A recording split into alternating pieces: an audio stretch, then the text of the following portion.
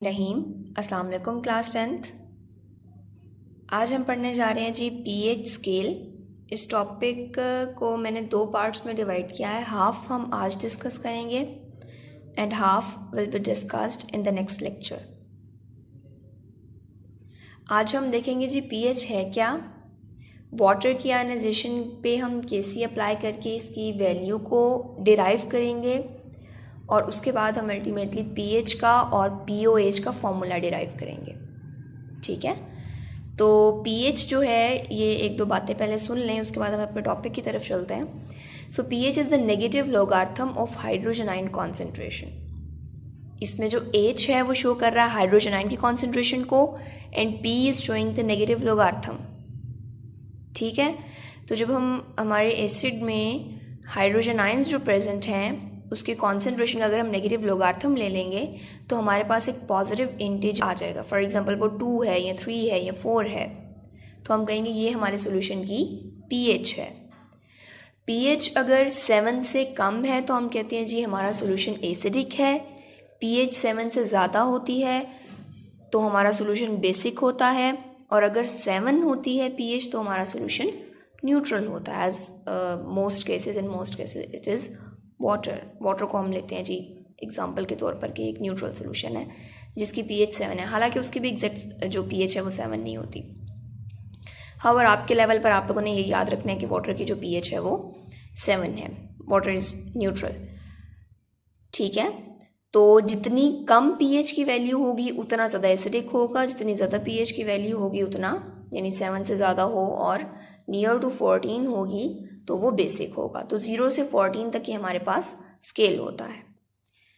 अच्छा जी, वाटर को देख लेते हैं। वाटर में हमारे पास जो है वो 2 आइंस बनते हैं, हाइड्रोजन आइन एंड हाइड्रोक्साइड आइन, वाटर की आयनाइजेशन से। ये आयनाइजेशन इतनी ज़्यादा स्ट्रॉन्ग नहीं होती, जिसकी वजह से हम इसे कहते हैं जी ऑटो आयनाइजेशन। और हम एसिड ऐड करते हैं तो उसकी वजह से जो वाटर की आयनाइजेशन है वो ज़्यादा हो जाती है, यानी वाटर ज़्यादा आइंस बनाना शुरू हो जाता है। लेकिन यहाँ पर हमने उसमें कोई एसिड ऐड नहीं किया, यानी हमने वाटर को खुद ही आयोनाइज होने दिया है, इसीलिए हम इसे ऑटो आयनाइजेशन या सेल्फ आयनाइजेशन का नाम दे रहे हैं। अगर हम इस रिएक्शन का इक्विलिब्रियम एक्सप्रेशन लिखें तो हमें पता है जी केसी लिखते हुए हम प्रोडक्ट्स ऊपर लिखते हैं नोमिनेटर में और रिएक्टेंट्स को डिनोमिनेटर में। तो हमने प्रोडक्ट्स यानी हाइड्रोजन आइन और हाइड्रोक्साइड आइन को ऊपर लिख लिया, और जो हमारे पास रिएक्टेंट्स थे H2O उसको हमने इक्वेशन में नीचे लिख लिया। ये हमारे पास आ गया KC। वाटर को जब हम इक्वेशन की दूसरी साइड पर लेके जाएंगे तो हमारे पास आ जाएगा KC into H2O is equals to the product of concentration of products, यानी hydrogen ions and hydroxide ions. उसके बाद जो KC इंटू वाटर के कॉन्सेंट्रेशन है उसको हम नाम देते हैं जी ionic product concentrate of water, that is KW।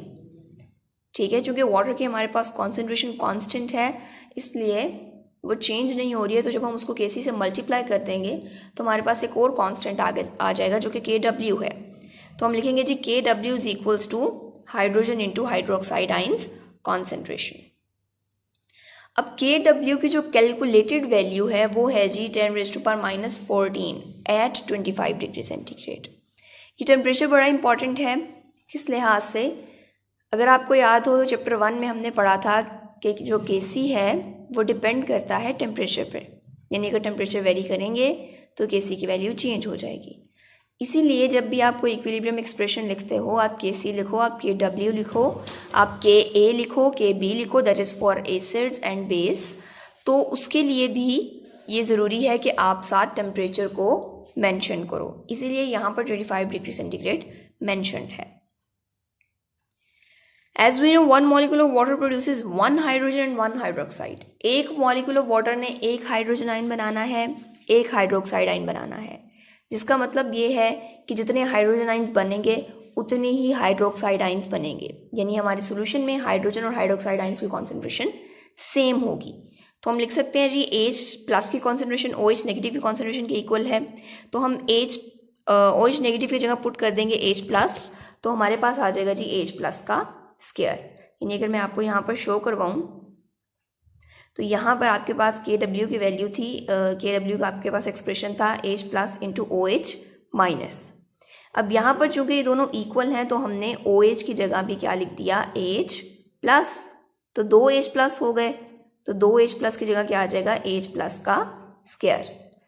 इस स्क्वायर की हमारे पास वैल्यू वही आएगी जाहिर है जो ऊपर है 1 × 10⁻⁴, क्योंकि हमारे पास जो हाइड्रोजन आइंस हैं और हाइड्रोक्साइड आइंस हैं दोनों की कॉन्सेंट्रेशन सेम है। अब इस स्क्वायर को खत्म करने के लिए इक्वेशन के दोनों साइड्स पे अंडर रूट लेंगे, ये वाला स्क्वायर कैंसिल हो जाएगा, दूसरी साइड पे अंडर रूट आएगा, जिसका आंसर हमारे पास आ जाएगा जी 10⁻⁻7 मोलर सोल्यूशन। तो हमारे पास जो सोल्यूशन है उसमें हाइड्रोजन आयंस की कॉन्सेंट्रेशन 10⁻⁷ है 25 डिग्री सेंटीग्रेड पे।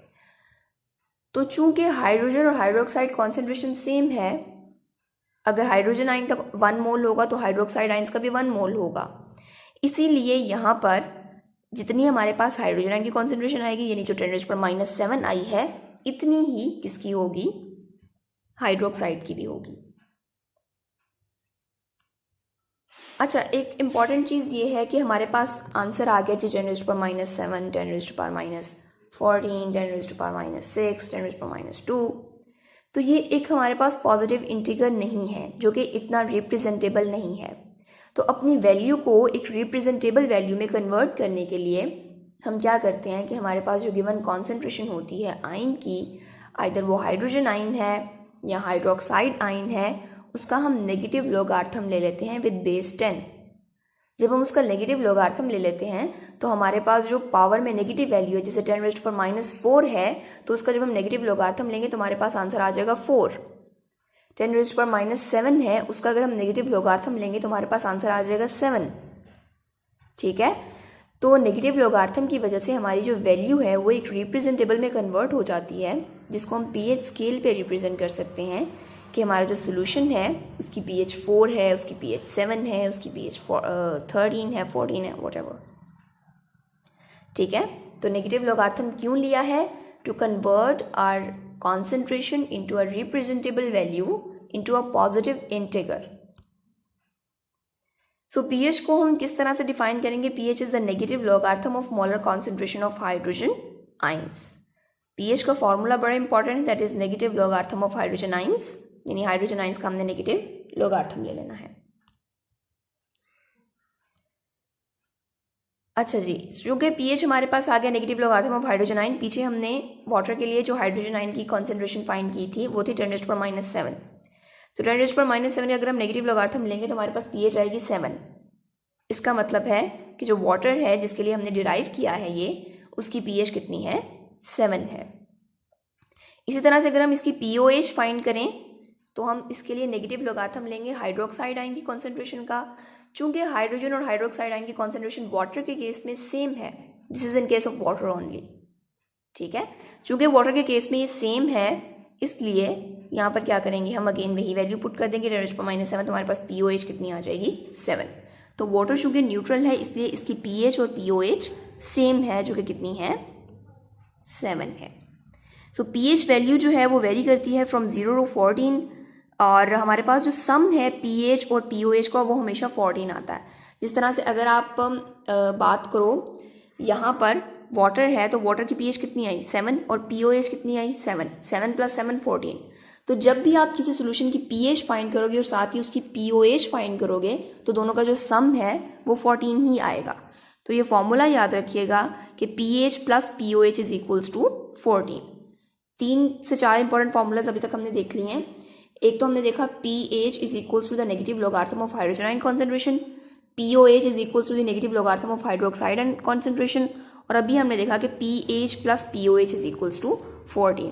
इस फॉर्मूले की इंपॉर्टेंस ये है कि अगर हमारे पास हाइड्रोजन आयन की कॉन्सेंट्रेशन गिवन है, उससे हमने pH फाइंड कर ली, लेकिन हमें हाइड्रोक्साइड आयन की कॉन्सेंट्रेशन नहीं पता, हम फिर भी POH फाइंड कर सकते हैं, बिकॉज हमें पता है कि अगर हम pH में से -14 करेंगे, जिस तरह से हमारे पास ये फॉर्मूला है, तो हमारे पास POH की वैल्यू आ जाएगी, क्योंकि उन दोनों का सम हमेशा 14 के इक्वल होगा।